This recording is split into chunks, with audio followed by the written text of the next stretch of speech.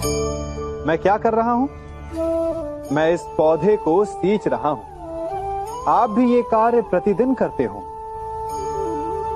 जब इस पौधे को जल देंगे तभी ये फलवित होगा, इसमें से फूल निकलेंगे, इसकी सुंदरता बढ़ेगी।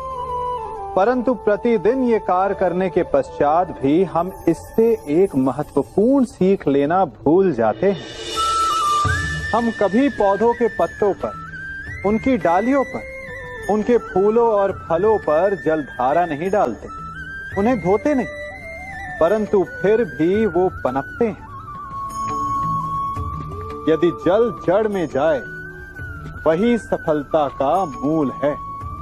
यदि आप एक बार में अनेक कार्य करने जाएंगे तो आपको एक कार्य में भी सफलता नहीं मिलेगी, परंतु यदि आप बुद्धिमता से, दृढ़ मन से एक कार्य साधेंगे तो एकाएक स्वतः ही सारे कार्य सध जाएंगे। जो आपका मूल है, जहां से आपको सिंचाई मिल रही है, यदि आपने उसी जड़ को छोड़ दिया तो एक सूखे पौधे की भांति आप भी सूख कर गिर जाएंगे और अंततः अपना अस्तित्व खो बैठे। कभी कभी हमें लगता है कि हमारे अपने, हमारे हितैषी, हमारे माता पिता को हमारे मन की बात ही नहीं समझ आ रही, जैसे उन्हें हमारे हर कार्य में, हर निर्णय में खोट दिखाई दे रहा हो।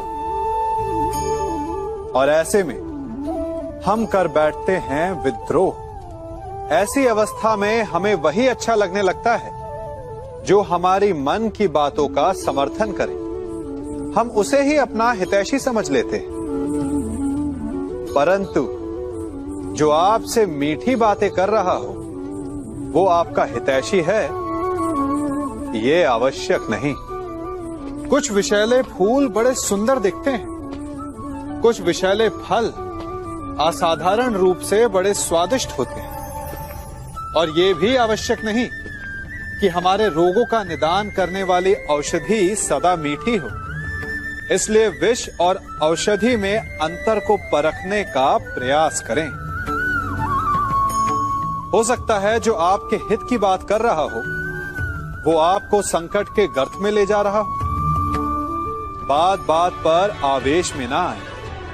हो सकता है कि आपके माता पिता की कड़वी बातों में आपका ही हित छिपा हो। और माता पिता को भी प्रयास करना चाहिए कि यदि उनकी संतान अनुचित निर्णय ले रही है तो उसके अनुचित होने का भान प्रेम से करवाएं, दबाव और शासन से नहीं। क्योंकि कभी कभी कटु शब्द और कटु वचन अनुचित निर्णय को और पक्का कर देता है। जीवन में सभी केवल सफल होना चाहते हैं, केवल विजय चाहते हैं। कोई भी पराजित नहीं होना चाहता, कोई भी असफल नहीं होना चाहता, कोई भी नहीं चाहता कि उसके प्रयास व्यर्थ जाएं। यदि एक दृष्टिकोण से देखा जाए तो ये उचित भी है, परंतु असफलता में भी एक अच्छी बात छिपी होती है। कैसे? मैं बताता हूं।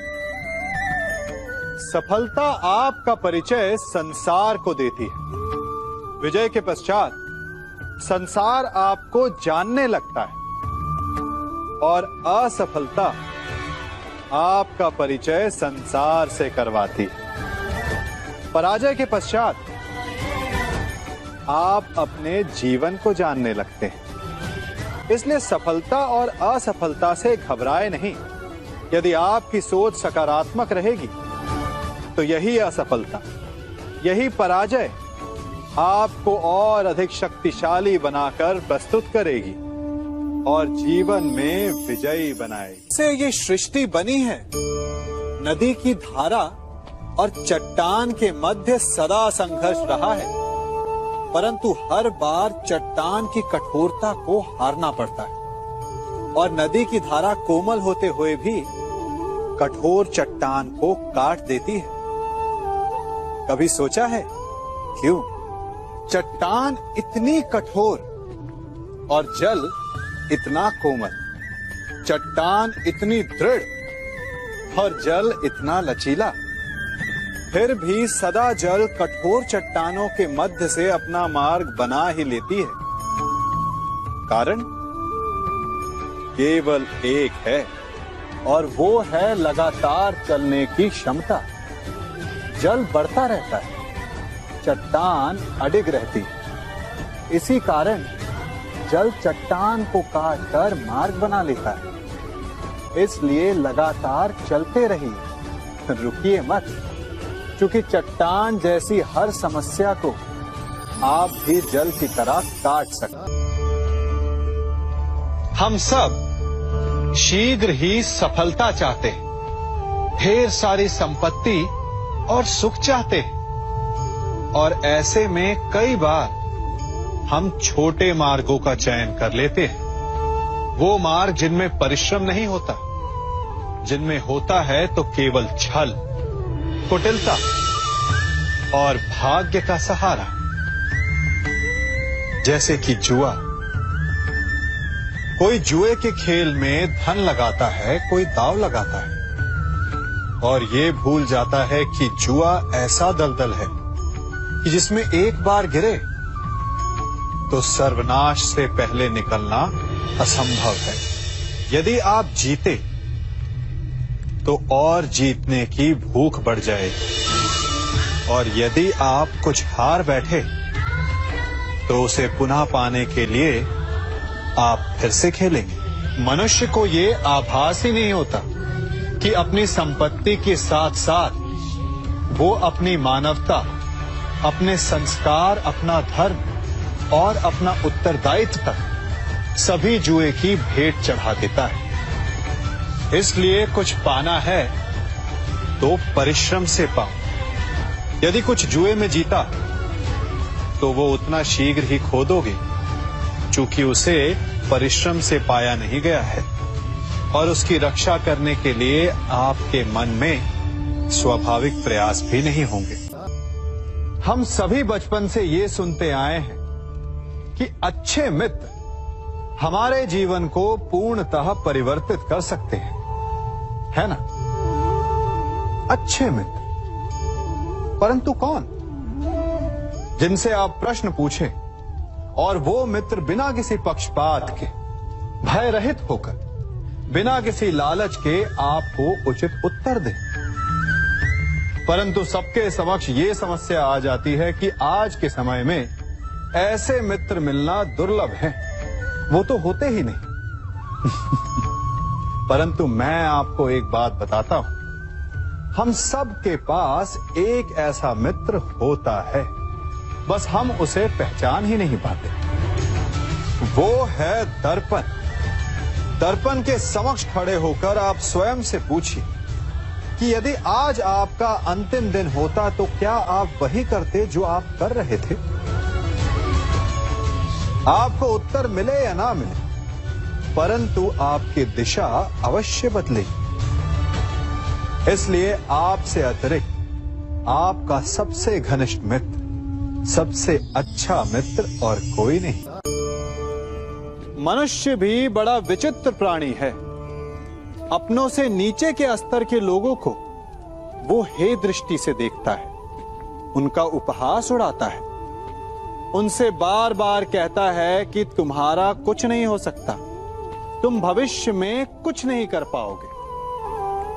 जब मनुष्य के पास धन, संपत्ति, मान होता है तो वो दूसरों का आदर नहीं करता, परंतु वो एक बात भूल जाता है कि उससे भी अधिक शक्तिशाली कोई अस्तित्व में है, और वो है समय।